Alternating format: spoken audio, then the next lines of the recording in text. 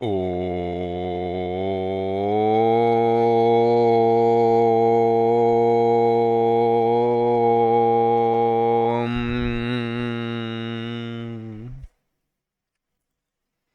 श्री गणेशाय नमः। श्री सरस्वत्यै नमः। श्री गुरुभ्यो नमः। श्रुतिस्मृतिपुराणानाम् आलयं करुणालयं नमामि भगवत्पाद शङ्करं लोकशङ्करं शङ्करं शङ्कराचार्यं केशवं बादरायणं सूत्रभाष्यकृतौ वन्दे भगवन्तौ पुनः पुनः। ईश्वरो गुरुरात्मेति मूर्तिभेदविभागिने व्योमवद्व्याप्तदेहाय दक्षिणामूर्तये नमः। योऽन्तः योऽन्तः प्रविश्य मम वाचमिमां प्रसुप्तां सञ्जीवयत्यखिलशक्तिधरस्वधाम्ना अन्यांशहस्तचरणश्रवणत्वगादीन् प्राणान्नमो भगवते पुरुषाय तुभ्यम्। वंशीविभूषितकरान्नवनीरदाभात् पीताम्बरादरुणबिम्बफलाधरोष्ठात् पूर्णेन्दुसुन्दरमुखादरविन्दनेत्रात् कृष्णात् परं किमपि तत्त्वमहं न जाने।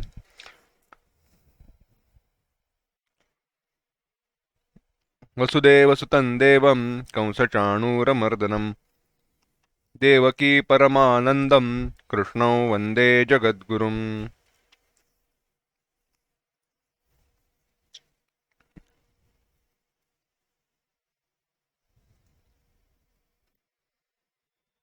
15वें अध्याय में भगवान ने इस संसार का वर्णन किया।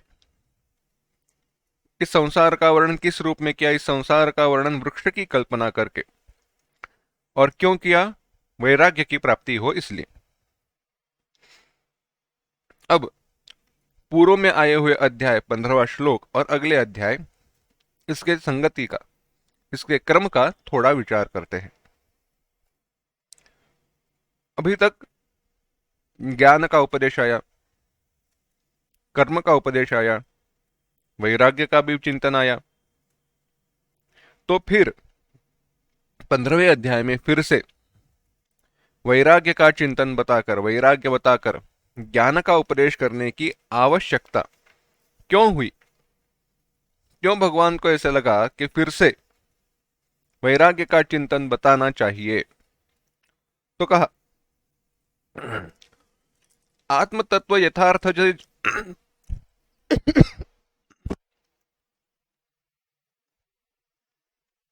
आत्म तत्व का अगर यथार्थ ज्ञान होना है, यथार्थता से आत्म तत्व को जानना है, तो क्या करना चाहिए, क्या आवश्यक है? अगर यथार्थ रूप से साक्षात्कार अगर आत्म तत्व का होना है, भगवान का, परमात्मा का साक्षात्कार होना है, तो यहां पर आवश्यक यह है कि हमें वैराग्य हो, हमारे पास वैराग्य हो। क्यों हो?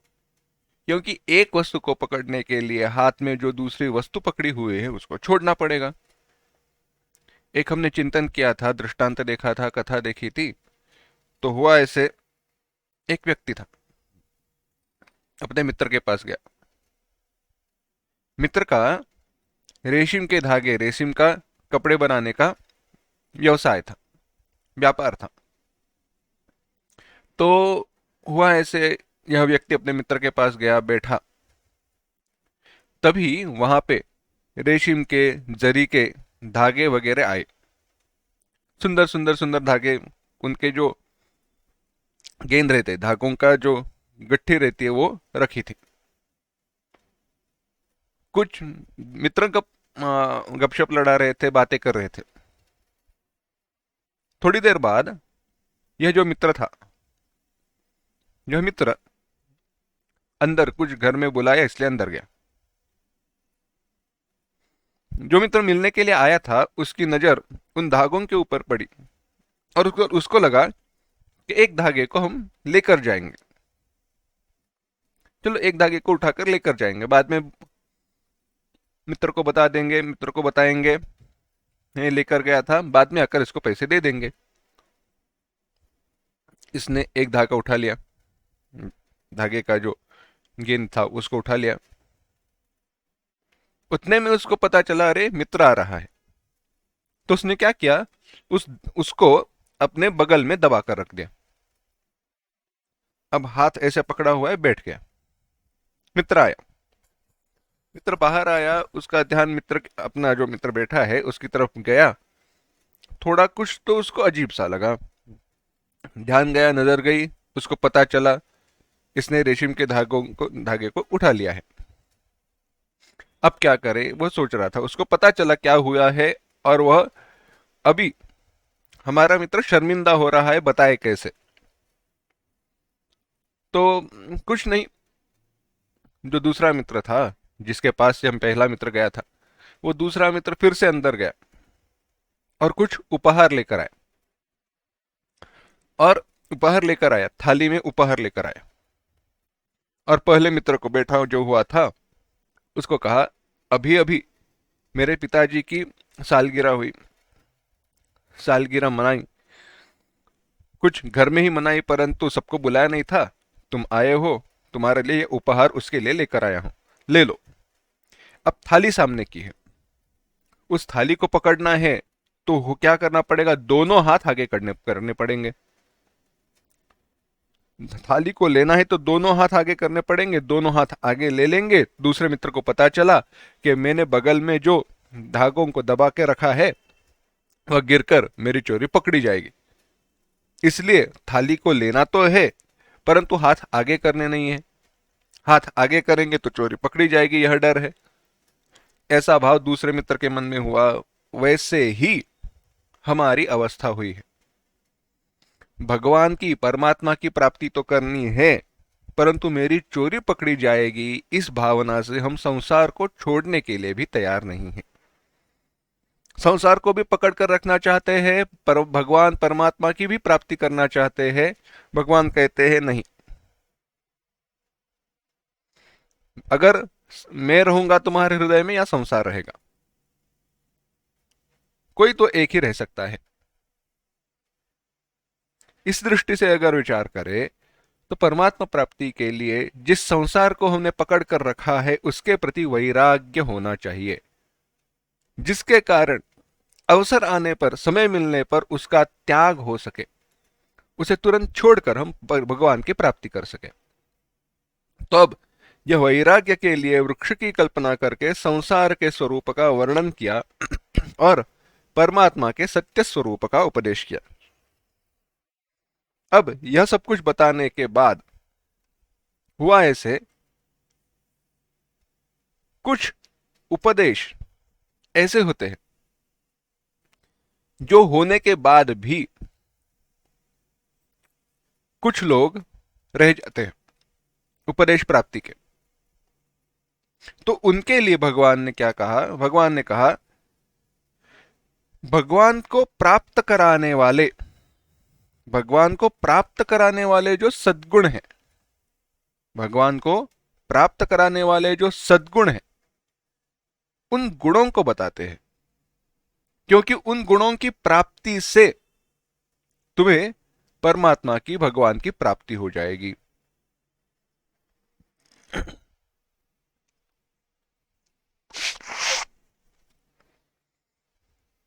परमात्मा की, भगवान की प्राप्ति हो जाएगी।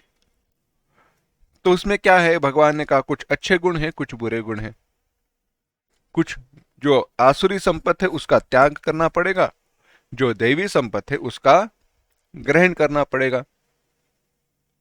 अब क्या कुछ अलग सा है? नहीं। थोड़ा एक विशेष विचार करें तो यह गुण, यह जो गुण है ना, यह गुण हमारे हमेशा से हमारे साथ रहे हुए हैं। ऐसे नहीं है जैसे कोई वस्तु है ना, कोई वस्तु को हम खरीदते हैं, समझो घर में चीनी नहीं है या नमक खत्म हो गया है, तो क्या करेंगे, बाजार में जाकर नमक खरीद कर लाएंगे। अगर चावल नहीं है, दाल नहीं है, बाजार में जाकर चावल दाल खरीद कर लाएंगे। कपड़े, घर को रंग देना है, खरीद कर ला सकते हैं। जो नहीं है हमारे पास अभी, उसको हम लेकर आ सकते हैं। परंतु यह जो सारे दैवी संपत्त हो या आसुरी संपत्त हो, उन गुणों का अगर विशेष दृष्टि से विचार करें तो कहीं बाहर जाकर उनको लाना नहीं है। किसी पदार्थ को या किसी वस्तु को जैसे हम बाहर जाकर लेकर आते हैं, वैसे उन गुणों को हमें लेकर नहीं आना है। तो क्या करना है?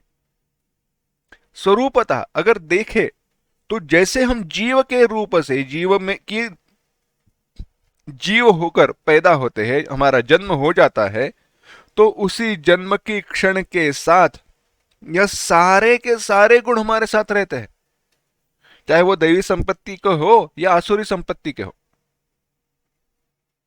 परंतु होता ऐसे है, हमारी वासनाओं के कारण, हमारी इच्छाओं के कारण, हमारे आचरण के कारण कुछ गुण बढ़ते हैं, यानी उनका उपयोग, उनका आचरण, उन गुणों के अनुसार आचरण, ऐसे कहो, उन गुणों के अनुसार आचरण हमारा अधिक होता है, कुछ गुणों के अनुसार हमारा आचरण नहीं होता।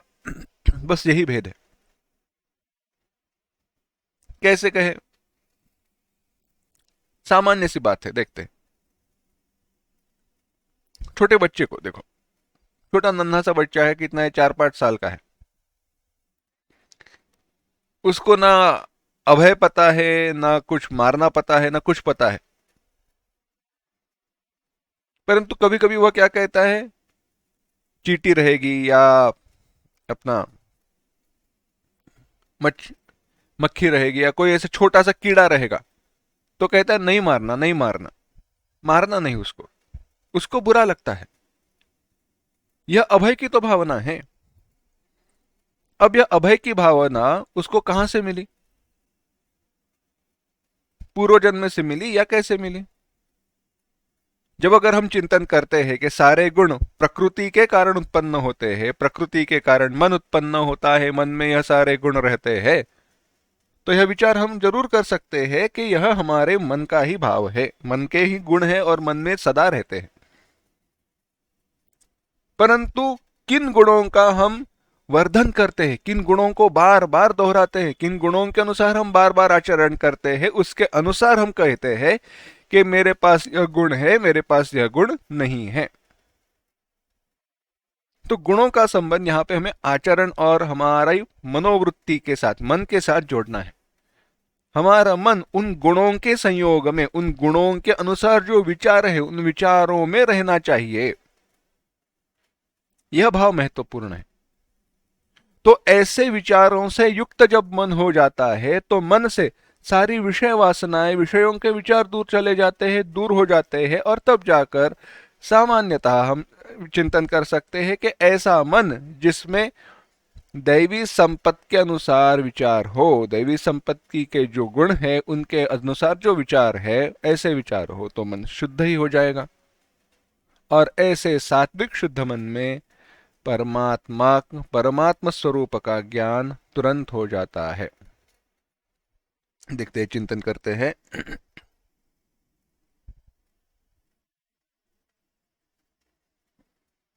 पहला श्लोक देखना।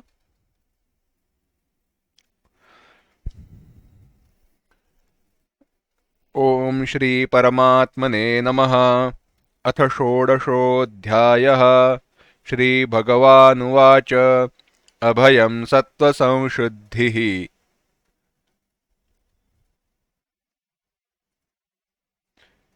ज्ञानयोगव्यवस्थितिः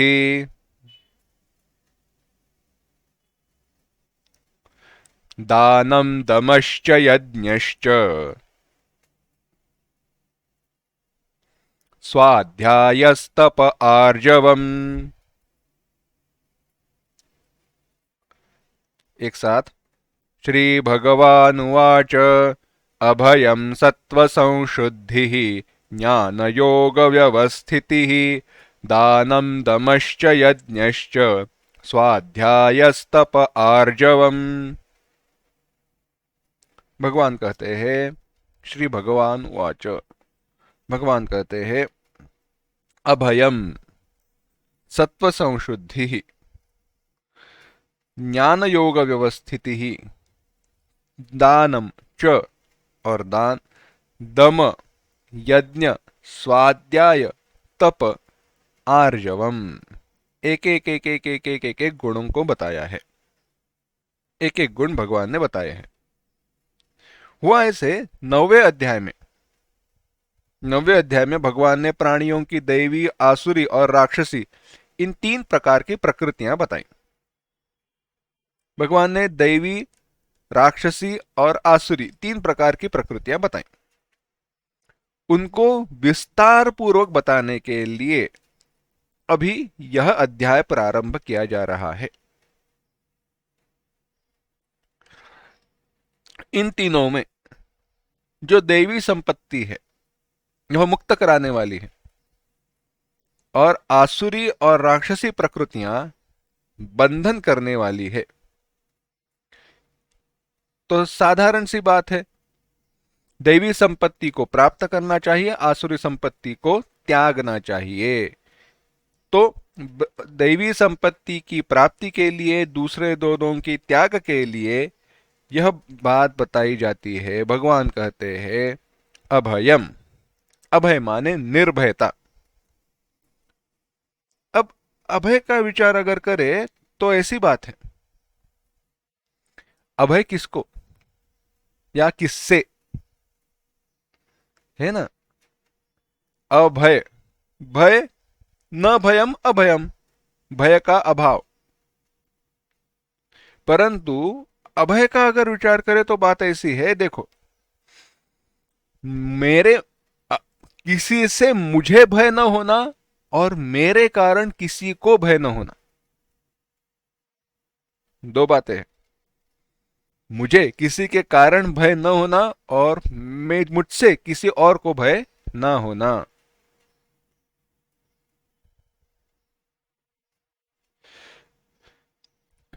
बड़ी सुंदर बात कही जाती है संत तुकाराम जी महाराज जी के जीवन में। संत तुकाराम जी महाराज खेत में से जा रहे थे।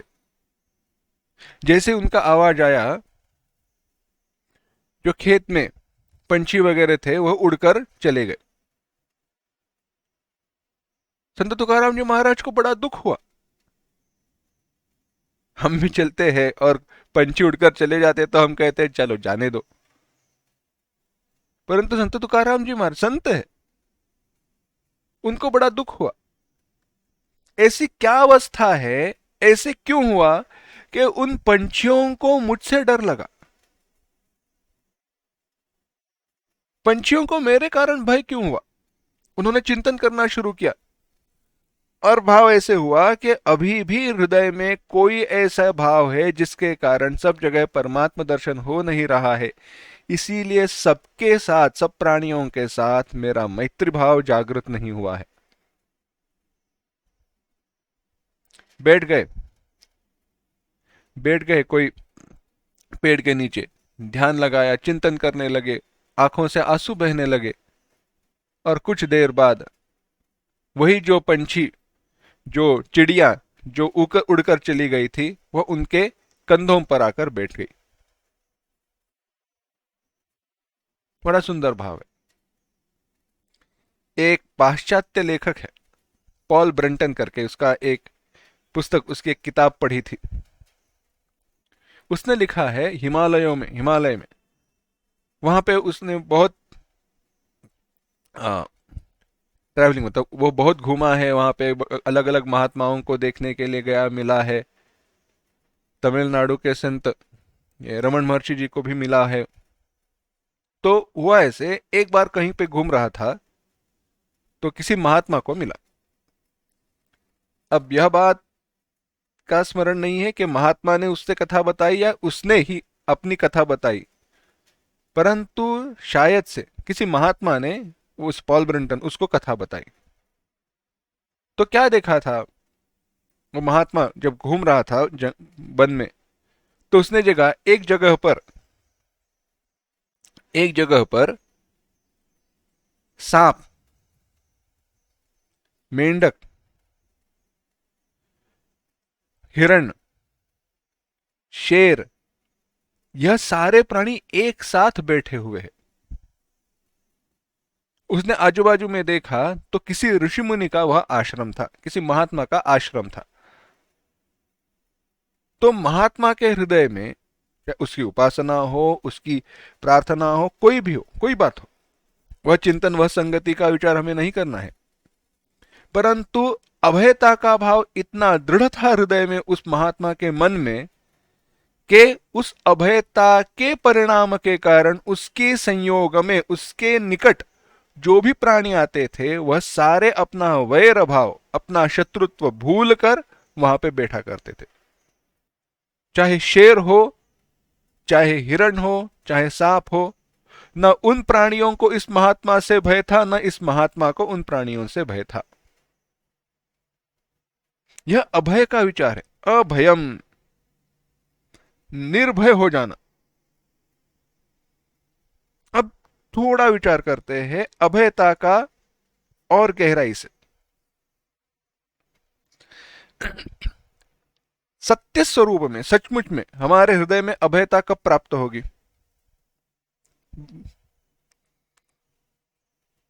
भय किसका रहता है? न, न भयम अभयम कहा ना। भय किसका रहता है? पीछे एक बार हमने चिंतन किया है, सबसे बड़ा भय अगर कोई हो तो वह अज्ञात का भय है। जो हमें पता नहीं रहता परंतु हो सकता है, हो है या हो सकता है, ऐसा भाव रहता है, उसके प्रति हमारा भय रहता है। अनित्यता का भय है। अनित्यता सामान्य शब्द, परंतु उसमें सबका अंतर्भाव हो जाएगा। कैसे? देखिए, आप कहीं बाहर निकले, घूमने के लिए जा रहे हैं, भगवान की प्रार्थना करते हैं। क्यों? क्योंकि रास्ते में क्या हो सकता है, एक्सीडेंट हो, न हो, कोई बीमार हो, कुछ दुख हो, सुख हो, है ना। इष्ट अनिष्ट की हमें कोई कल्पना नहीं है। सब कुछ सुखदायक रहेगा या कुछ दुख मिलेगा, यानी भय है उसका। मृत्यु का तो भय होता ही है। कुछ वस्तु खरीदते हैं तो नई वस्तु खरीदने के बाद तुरंत टूट न जाए, खराब न हो जाए, गुम न हो जाए, भय है। विरह का भय है।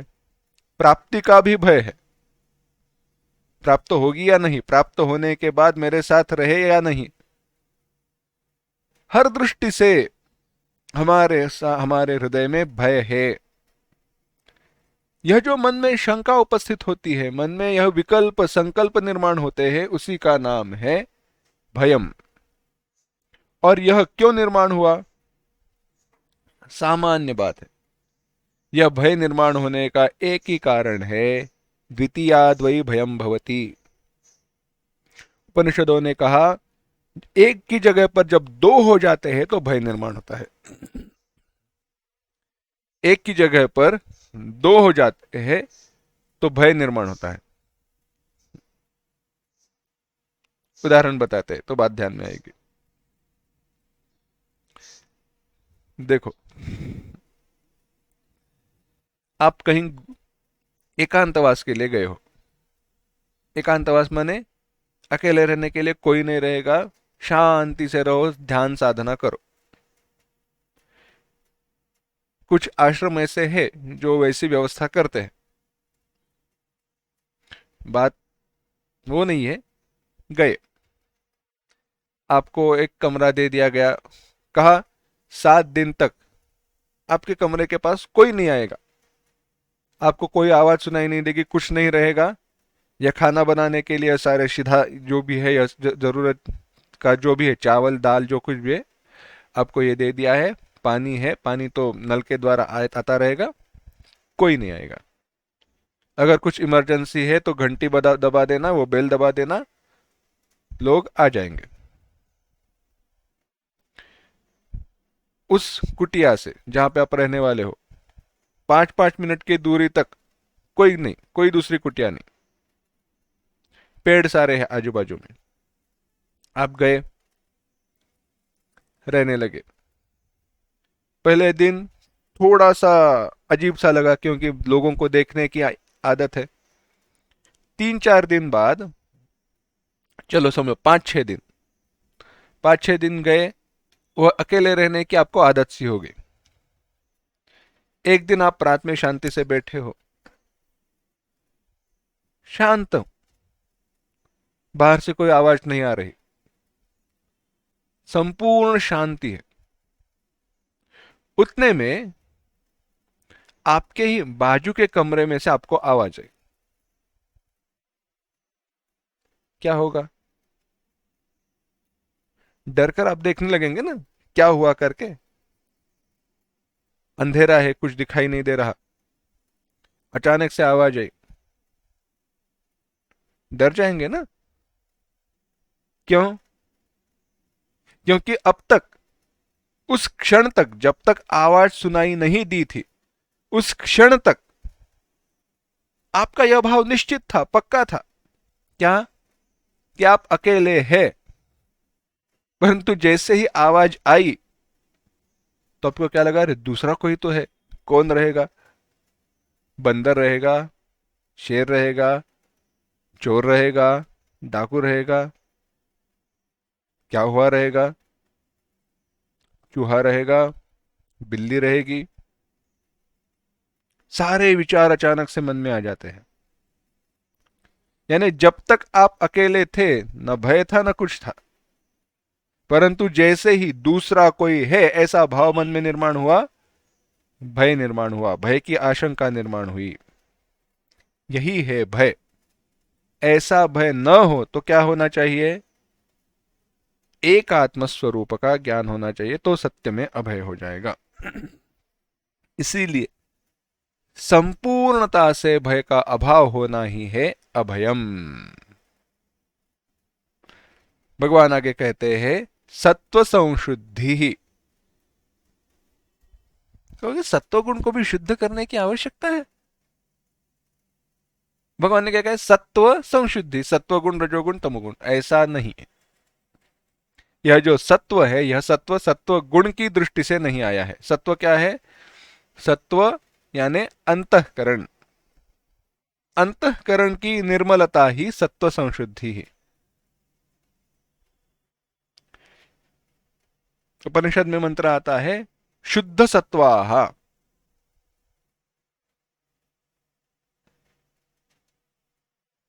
ते शुद्ध सत्वाह परांत काले परामृतात् परिमुच्यन्ते सर्वे। ऐसे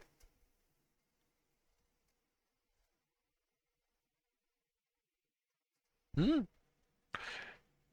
ते शुद्ध सत् ते ब्रह्मलोके तु परांत काले परामृतात् परिमुच्यन्ते सर्वे। ऐसे। या संत ज्ञानेश्वर जी महाराज ने वर्णन किया है, ते सत्व शुद्धि साहाकारे सा गुरु कृपामृत तुषारे सासिन्नले निबोधे वोसरे द्वैत दैन्य। यह द्वैत नामक जो दैन्य है, यह द्वैत भाव है, वो सरे, यह हट जाता है, दूर हो जाता है। कैसे? गुरु कृपामृत तुषारे, गुरु कृपा के साथ, और सत्व शुद्धि सहाकारे, अंतःकरण की निर्मलता। भगवान कहते हैं सत्व संशुद्धि ही सत्वस्य अंतःकरणस्य संव्यवहारेषु परवंचना माया नृतादि परिवर्जनम शुद्ध भावेन व्यवहारः इत्यर्थः। भगवान भाष्यकार कहते हैं अंतःकरण की शुद्धि यानी क्या? व्यवहार में दूसरे के साथ ठगाई, कपट और झूठ आदि अवगुणों को छोड़कर शुद्ध भाव से आचरण करना ही सत्व संशुद्धि है। सीधा साधा, दूसरों को दुख न देना, कपट नहीं, झूठ न, सरलता। भागवत में कथा आती है, नाभाग की कथा है। सत्व संशुद्धि का अगर परम लक्षण देखना है, अत्युत्तम लक्षण देखना है, तो यह है। हुआ ऐसे, यह नाभाग जो है, यह गया था गुरुकुल में सीखने के लिए गया था। वहां पे गया, 12 साल कुछ साल वहां पे रहा। जब यह वहां पे पढ़ रहा था तो उसके जो बाकी भाई थे, उन्होंने जो कुछ भी प्रॉपर्टी है उसको बंटवारा कर दिया। जो कुछ भी उनका ये मालमत्ता है, जो कुछ भी है, जमीन, जो कुछ, सब कुछ, उसका बंटवारा कर दिया। अपने आप में बंटवारा किया और नाभाग को भूल गए। नाभाग को भूल गए। शिक्षा पूर्ण होने के बाद यह वापस आया। जब आया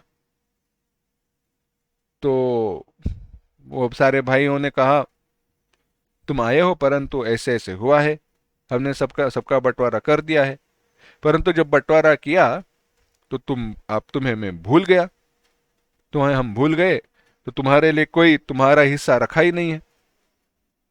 तो नाभाग ने कहा ठीक है, भूल हो सकती है। ऐसी भूल होती नहीं है, परंतु नाभाग इतना सरल, उसने कहा भूल हो सकती है, कोई बात नहीं, अब बंटवारा करते हैं, मेरा जो कोई हिस्सा है वो मुझे दे दो।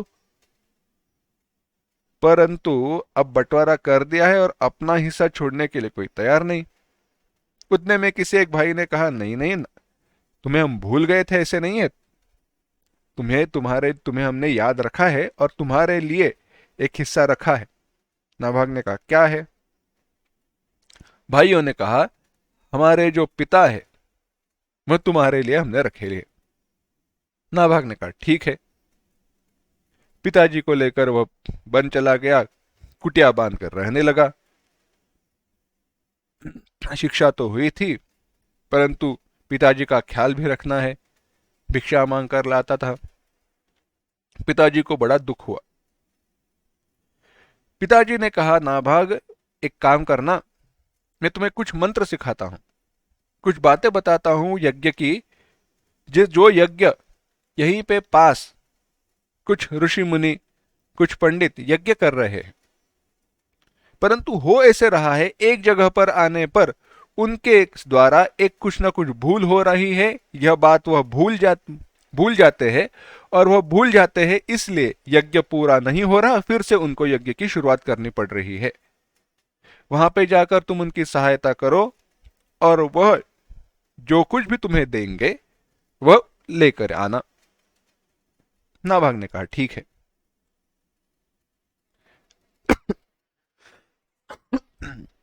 नाभाग जहां पे वह ऋषि मुनि थे वहां पे गया, उनके पास गया, बैठा, आने का प्रयोजन बताया। ऋषि मुनियों ने कहा अच्छी बात है, अगर तुम हमारे यज्ञ पूरा होने में सहायता कर सको तो उसके जैसी दूसरी आनंददायक बात हमारे लिए दूसरी कोई नहीं हो सकती। यज्ञ की पूर्ति होने के बाद जो कुछ भी यज्ञ शेष है, जो कुछ भी बचा रहेगा, जो कुछ भी रहेगा, वह हम तुम्हें दे देंगे। नाभाग ने कहा ठीक है। अवसर आने पर जो मंत्र वह भूल जा रहे थे, जो कुछ भी उनके द्वारा गलती हो रही थी, गलती को सुधारा, दूर किया। नाभाग ने वह बताया, यज्ञ की पूर्ति हुई। यज्ञ की पूर्ति होने के बाद नाभाग ने जो कुछ भी यज्ञ से शेष था उसको लेकर वह निकला। यज्ञ शेष को लेकर निकला, यज्ञ के स्थान से घर पे आ रहा था। रास्ते में कोई एक कृष्णवर्णीय एक बड़ा सा पुरुष था, वह आया और उसने कहा, किधर जा रहे हो, रुको। नाभाग ने कहा, मैं घर जा रहा हूं। कौन हो तुम? नाभाग ने अपनी कथा बताई। उस पुरुष ने कहा, जो कुछ भी तुम लेकर जा रहे हो तुम लेकर नहीं जा सकते, वह मेरा है। नाभाग ने कहा, ऐसे कैसे हो सकता है? यज्ञ में मैंने सहायता की, उन्होंने यह यज्ञ शेष लेकर जाने के लिए कहा है, मैं तुम्हें देकर जा नहीं सकता, मैं तुम्हें कैसे दूं, वह मेरा है। तो उस पुरुष ने कहा, नहीं, जो कुछ भी यज्ञ शेष होता है, यज्ञ शेष पर रुद्र का अधिकार है, इसीलिए इसे तुम लेकर नहीं जा सकते, वह तुम्हें मुझे देना होगा। तो नाभाग ने कहा, अच्छा, मैं एक काम करता हूं, मैं पिताजी को जाकर पूछता हूं, क्योंकि पिताजी ने आज्ञा दी है। अगर पिताजी कहेंगे बात सही है, सत्य है, तो यह सब कुछ है वह मैं तुम्हें दे दूंगा। रुद्र ने कहा ठीक है, जाकर पूछ कर आना। तो नाभाग ने जो कुछ भी वह यज्ञशेष जो कुछ भी मिला था वह सब कुछ रुद्र के सामने रख दिया और पिताजी के पास चलाया। पिताजी से हुई बात सारी बताई। पिताजी ने कहा वह पुरुष वह व्यक्ति कह रहा है बात सही है, सत्य है, यज्ञशेष पर रुद्र का ही अधिकार होता है, वह जो सामान है वह जो कुछ भी हो तुम उसे दे दो। नाभाग फिर से वापस आया, फिर से वापस आया और उसने यह यज्ञशेष रुद्र को दे दिया।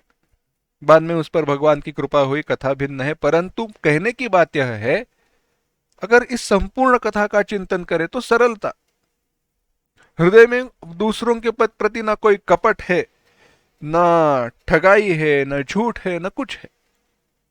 यह सत्व संशुद्धि है, यह अंतःकरण की शुद्धता है। आगे कहा ज्ञान योग व्यवस्थिति। ज्ञान योग व्यवस्थिति ही एक शब्द है। ज्ञान योग व्यवस्थिति माने क्या, माफ करना,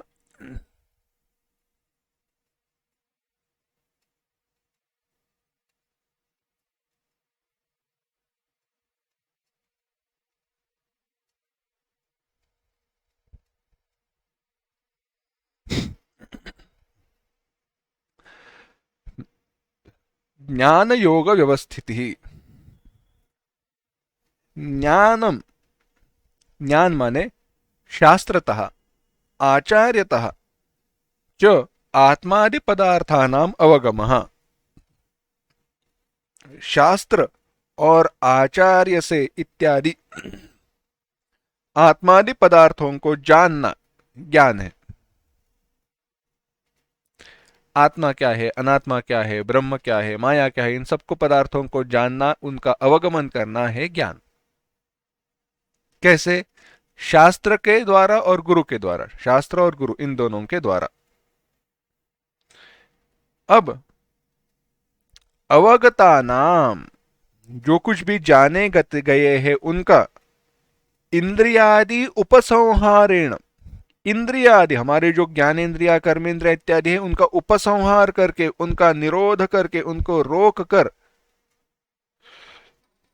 एकाग्रतया, चित्त की एकाग्रता बनाकर, एकाग्र होकर, इंद्रियों के निग्रह से एकाग्रता के द्वारा स्वात्म संवेद्यता पादनम योग, अपनी अपने में आत्मा का प्रत्यक्ष, अपने आत्मा में प्रत्यक्ष अनुभव करना योग है। और तयोः ज्ञान योगयोः व्यवस्थिति, व्यवस्थानम, उस दोनों, वह ज्ञान और योग, उन दोनों में स्थिति यानी माने स्थिर हो जाना ही, तन्मय हो जाना ही व्यवस्थिति है। तयोः ज्ञान योगयोः व्यवस्थिति व्यवस्थानम तन्निष्ठता, ऐसा प्रधाना दैवी सात्विकी संपत्, यही प्रधान सात्विक दैवी संपत्ति है। नित्य परमात्मा को जानना और उसके चिंतन में, उसके अनुभव में नित्य रहना, ज्ञान योग व्यवस्थिति ही नित्य।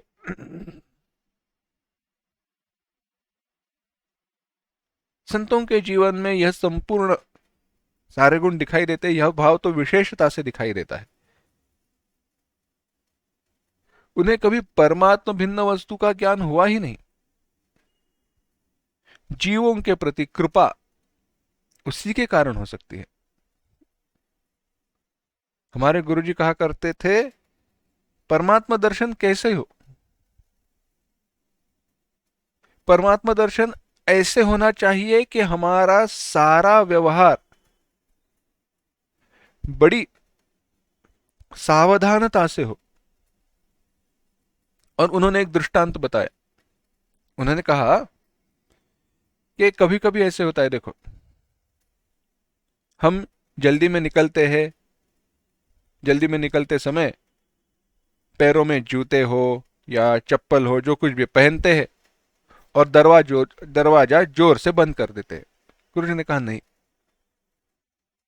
उस दरवाजे में भी अगर परमात्मा है तो सावधानता से।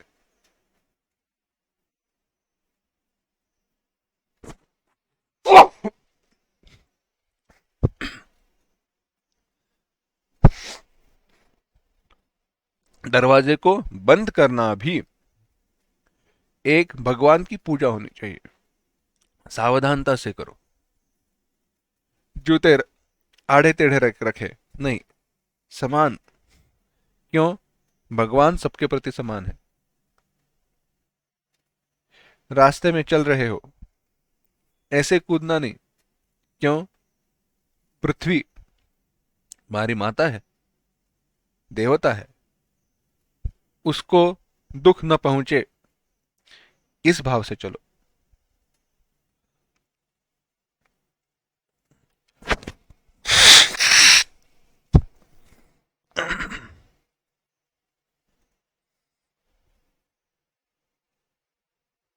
तो यह है अभयम सत्व संशुद्धि का प्रकट रूप, नित्य परमात्मा चिंतन में रहना। वास्तव में सत्यता से देखा जाए तो नित्य परमात्मा का चिंतन हो रहा हो तो जगत का चिंतन होगा ही नहीं, परंतु परिणाम स्वरूप वासना के रूप में जैसे बाधित अनुवृत्ति से हमारा जीवन चलेगा, तो ये ऐसे होना चाहिए। अत्यंत सरल, अत्यंत सावधानता से। आगे कहा,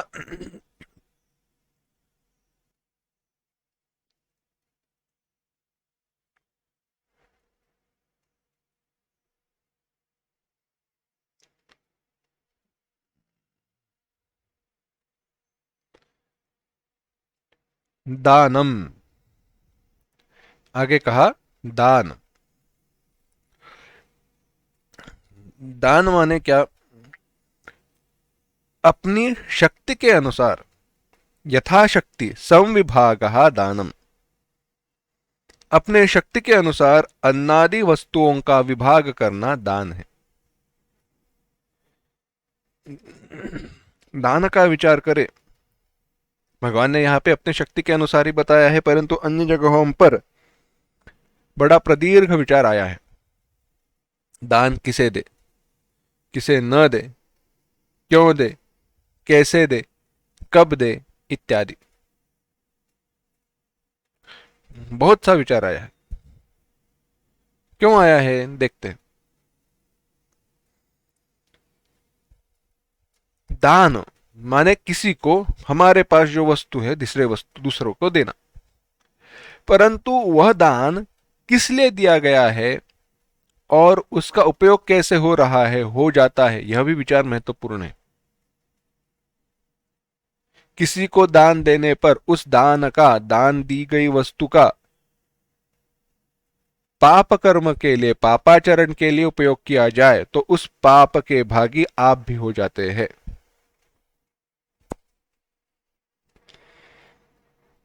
इसीलिए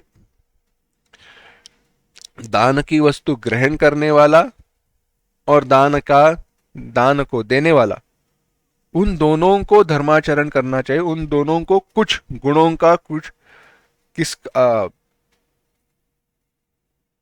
कह सकते, कुछ प्रोटोकॉल समझो, चलो कुछ आचरण रखना ही चाहिए।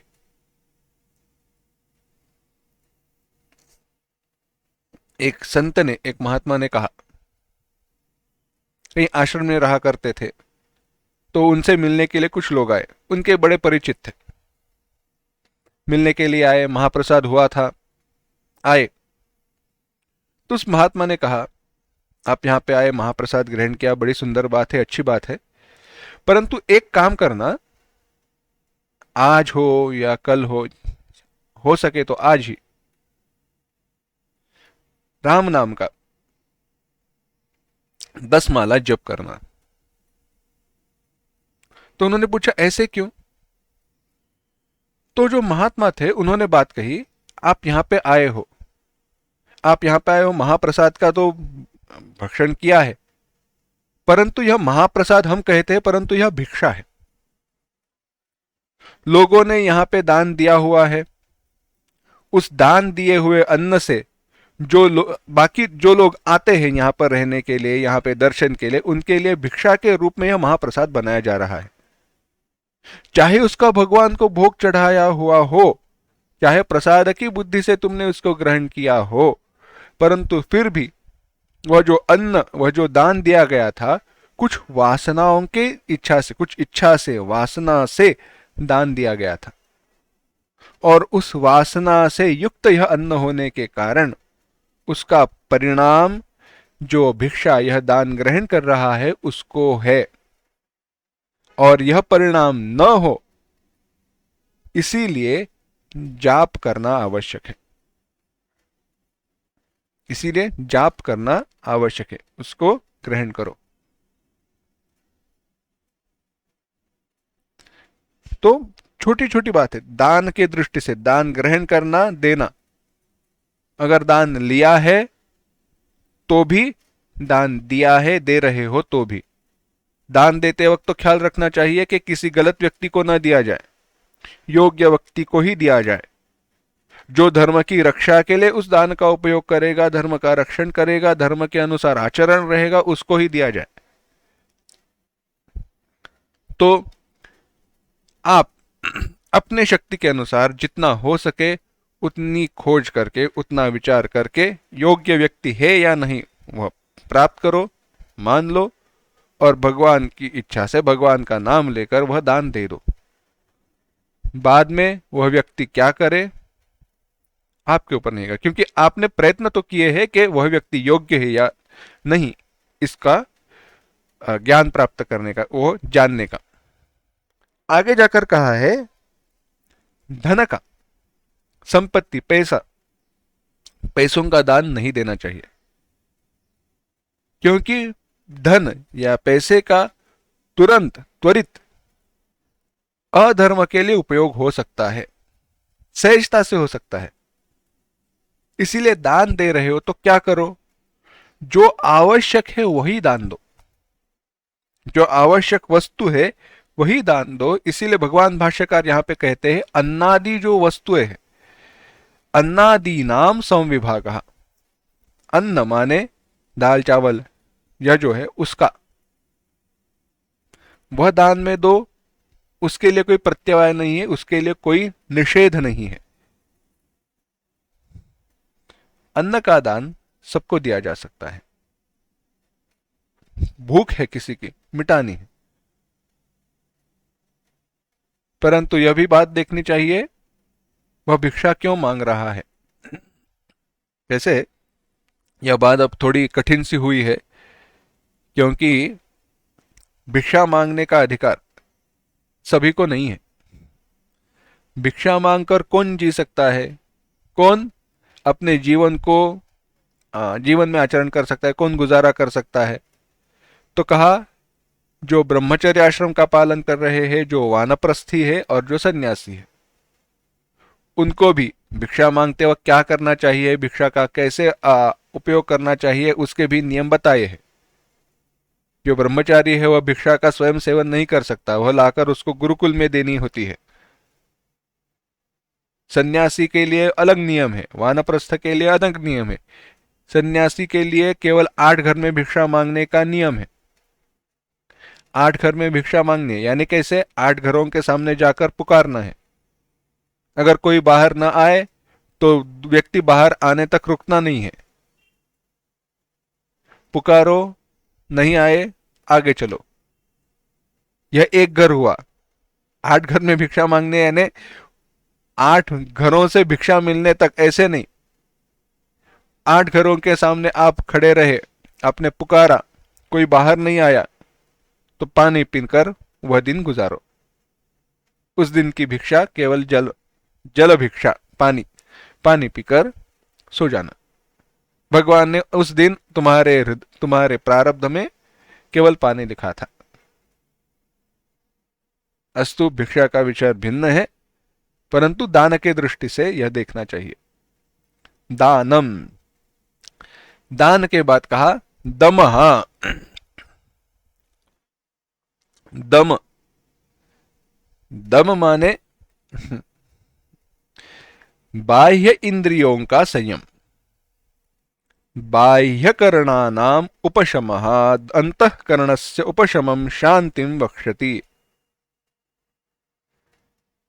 अंतःकरण का, हमारे मन का जो उपरम है, मन का निग्रह जो है, वह शांति शम है, वह बाद में बताया जाएगा। यहां पे कहा गया इंद्रियों का निग्रह। कैसे है इंद्रियों का निग्रह? बाह्य करणानाम उपशम, आप कहोगे कैसे हो सकता है, क्या अंधे बहरे होकर घूमे? नहीं, यह थोड़ा सा विशेष विचार है। जब शांति शम का विचार आएगा तब फिर से इसके दोहराएंगे। परंतु दम हो या शम हो, निग्रह दोनों में समान है, उपशम दोनों में समान है। अब होता ऐसे है, समझो आप बैठे हुए हो,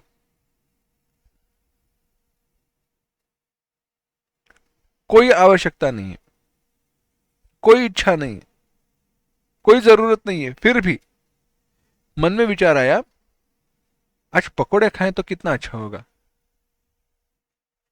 क्या आवश्यकता थी? कोई आवश्यकता नहीं थी, परंतु मन में विचार आया। क्यों आया? कुछ तो ऐसे हुआ रहेगा जिसके कारण वह पकोड़े खाने की वासना जागृत हुई। तो अब क्या करते हैं? इच्छा हुई तो कर्म करे, आटा भिगाओ, सब्जी को काटो, आटे में गरम तेल डालो और ये हल्का फुल्का खाना खाओ। नहीं, ऐसी बात नहीं है। तो वहीं पे मन में इच्छा हो जाने पर, मन में इच्छा निर्माण होने पर वहीं पे उसको रोकना, वहीं पे उसको रोकना नहीं, यह जरूरत नहीं है, आवश्यकता नहीं है, और वहीं पे निग्रह करना है शम, और इंद्रियों को वहां न जाने देना है दम। दूसरा उदाहरण देखते हैं जहां पे पहले दम है बाद में शम है। रास्ते से जा रहे हो और आलू पकोड़े, बटाटा वड़ा, मुंबई का है ना फेवरेट, या पाव भाजी, उसकी गंध है, आंखों से देखा नहीं है, आंखों से आपने देखा नहीं है, नाक ने सूंघा है, परंतु सूंघने के बाद गंध कहां से आई, इसलिए आंखें आपने घुमाई, आप फंस गए। गंध आई, ठीक है, पाव भाजी की है, बस आगे चल बस पड़ो। देखना है नहीं देखना है, खाना है नहीं खाना है, यह विचार मन में आने न देना, वह इंद्रियों को उस विषय के साथ जुड़े हुए न रखना दम है। गंध, इतने सारे गंध आते हैं, देखो रास्ते से हम जाते हैं, कितने सारे गंध आते हैं। फूलों के दुकान के सामने से जाएंगे तो फूलों का आएगा, जूतों की दुकान के सामने से जाएगा तो चमड़े का, वो रेक्सिन वगैरह जो है, प्लास्टिक नया जो मटेरियल रहता है उसका आएगा, गंध आएगा। कहीं कपड़ों के दुकान के सामने से जाए तो कपड़ों का आएगा। गंध तो आते ही रहेंगे। अगर इसका अगर अनुभव करना है तो मैं एक जगह बताता हूं। मॉल रहते हैं ना हमारे, मॉल में जाकर घूमना, कहीं पे फूड कोर्ट में जाओगे तो अलग अलग खाने का गंध, नीचे कपड़ों के यहाँ पे घूमोगे तो वो कपड़े, परफ्यूम, लोगों ने लगाए हुए सेंट, अत्तर, इस सब का गंध आते रहते हैं। परंतु इन सारे जो हमें गंध आते हैं, उन सब में किसको सूंघकर, किस गंध के कारण हमारे चित्त में विकार उत्पन्न होते हैं? फूड कोर्ट के सामने से जा रहे, गंध आई, देखा, अरे क्या क्या है, अच्छा हाँ, अच्छा यह आउटलेट अभी नया बना है लगता है ना? ऐसी बात है। तो ऐसे न होने देना है दम।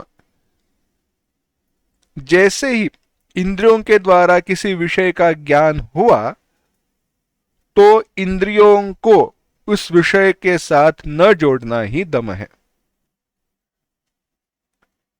इंद्रियों को न जोड़ना यानी फिर से वह रुकना रुकना नहीं है। अच्छा, बहुत बड़ी सुंदर खुशबू है तो रुक जाना नहीं है, कहां से आ रही है देखना नहीं है, वहां पे चलकर खाना तो बिल्कुल नहीं है। इसका अर्थ यह नहीं घर में जाने के बाद जोमेटो से ऑर्डर करना है। तो यह है अंतःकरण, इंद्रियों का दम है, इंद्रियों का निग्रह है, उपशम है। दम अंतःकरण का निग्रह है, शम। शांति का विचार जब करेंगे तो फिर से दम का भी विचार करेंगे। तो आगे कहा यह दम, कहा यज्ञ। यज्ञ माने यज्ञ, यज्ञ श्रौत स्मार्त। श्रौत अग्निहोत्र आदि जो यज्ञ है वह श्रौत यज्ञ है, स्मार्त यानी देव यज्ञ है। स्मृति ग्रंथों में बताए गए, स्मृति ग्रंथों के द्वारा बताए गए स्मार्त यज्ञ है, श्रुति ग्रंथों के द्वारा बताए गए श्रौत यज्ञ है। उसमें भी बड़ा विचार है। सारे लोग श्रौत यज्ञ नहीं कर सकते, सारे लोग स्मार्त यज्ञ नहीं कर सकते। श्रौत यज्ञ किसी को करना है तो क्या करना चाहिए, क्या नहीं करना चाहिए। क्योंकि कैसे है, हमारा जो जीवन है, थोड़ा विषयांतर हो रहा है परंतु बात ध्यान में रखना, हमारा जीवन अग्नि के साथ जुड़ा हुआ है। कैसे बताते हैं, सबके लिए यह विचार नहीं है, परंतु जिसने अग्निहोत्र ग्रहण किया है उसके दृष्टि से बताते हैं, वह उदाहरण बताते हैं। होता ऐसे है, यह व्यक्ति, उसके लिए उसको वह अग्निहोत्र का ग्रहण करता है, वह दीक्षा जैसे है। अग्निहोत्र का ग्रहण करना माने कैसे है, दिन में 2 बार अग्नि में आहुति देना है, अग्नि को जीवित रखना है हमेशा के लिए। तो क्या आहुति देनी है, कैसे है, बाकी आचरण कैसा हो, कहीं बाहर जाना है, यानी पति पत्नी दोनों अगर बाहर घूमने चले जाते हैं तो उस अग्नि को साथ लेकर जाना पड़ता है। तो फिर से उस अग्नि का आवाहन करके उसको वह बर्तन में ले जाकर दूसरे जगह पर ले जाना बड़े कष्ट है, बड़ा विचार है, परंतु आगे की बात महत्वपूर्ण है। तो जब घर में जो भी कोई पूजा कर्म इत्यादि को हो रहे हो, यज्ञ हो, तो यज्ञ में यज्ञ कुंड को जलाने के लिए जो अग्नि चाहिए वह अग्नि इस अग्निहोत्र के में जो रखा हुआ अग्नि है वहां से लेकर आते हैं। अग्निहोत्र में जिसका आवाहन किया है उस अग्नि को लेकर आते हैं, उसके द्वारा वह यज्ञ किया जाता है, बाद में फिर से वह अग्नि वहां पे रखा जाता है।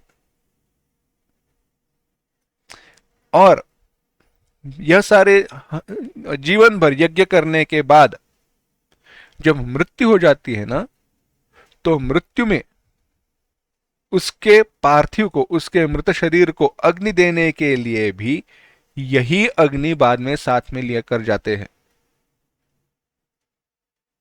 संपूर्ण जीवन जिसके लिए अग्निहोत्र नहीं है, तो घर में जो नंदादीप दिया जलाया जाता है वह दिया। तात्पर्य यह है, अग्नि को साक्षी रखकर जीवन भर मैंने जो कार्य किए हैं, जिस अग्नि को साक्षी रखकर मैंने जीवन भर कार्य किए हैं, वही अग्नि मेरे साथ अगले जन्म में भी आता है। क्यों? क्योंकि वह साक्षी है, मैंने सारे जो पुण्य कर्म किए हैं उसका साक्षी है। इसीलिए ईशावास्योपनिषद में प्रार्थना आती है, अग्ने नय सुपथा राये अस्मान विश्वानि देवरुणानि विद्वान क्रतो स्मर कृतम स्मर, क्रतो स्मर कृतम स्मर।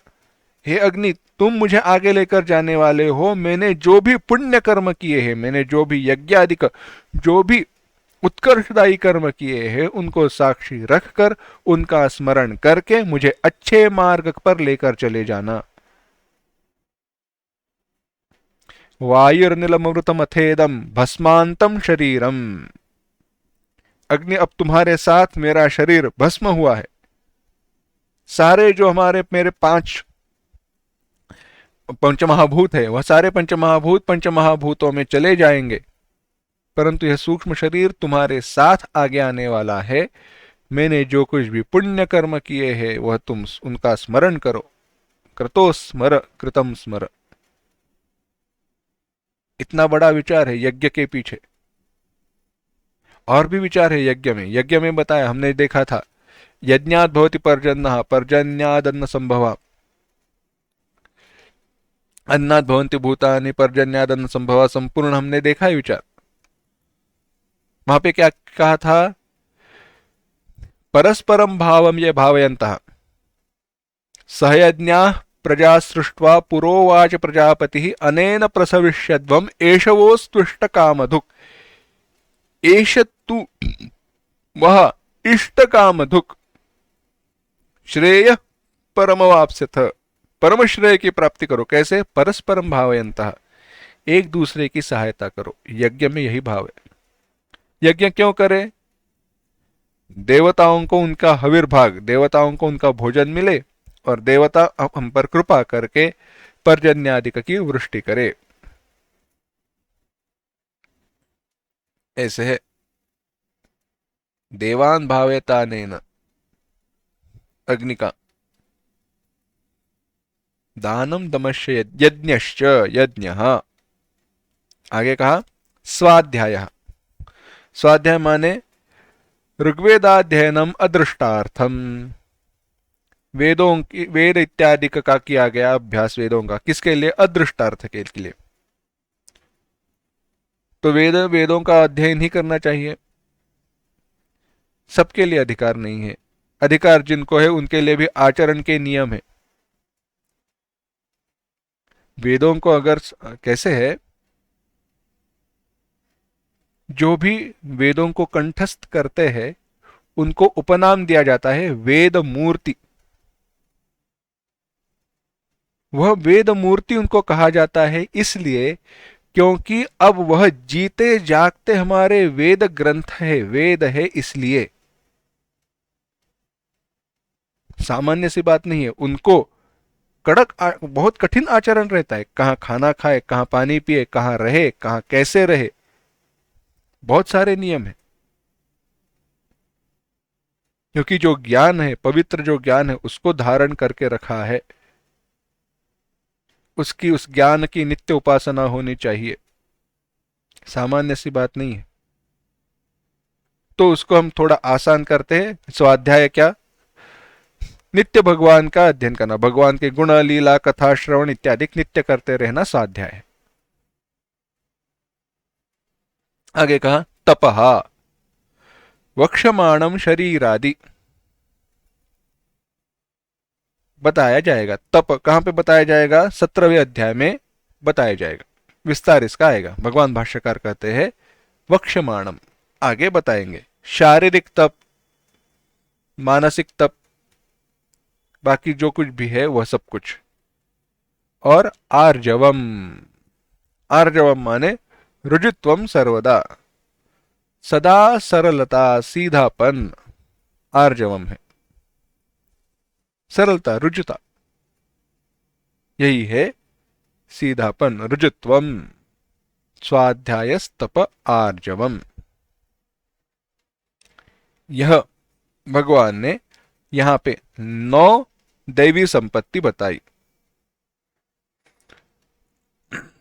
आगे और भगवान दैवी संपत्ति बताने वाले हैं, परंतु उन दैवी संपत्तियों का विचार हम अगली बार करते हैं। आज यहीं पे रुकेंगे। ओम असतो मा सद्गमय तमसो मा ज्योतिर्गमय मृत्योर्मा अमृतंगमय। ओम शांति शांति शांति। हरि ओम। श्री गुरुभ्यो नमः। हरि ओम।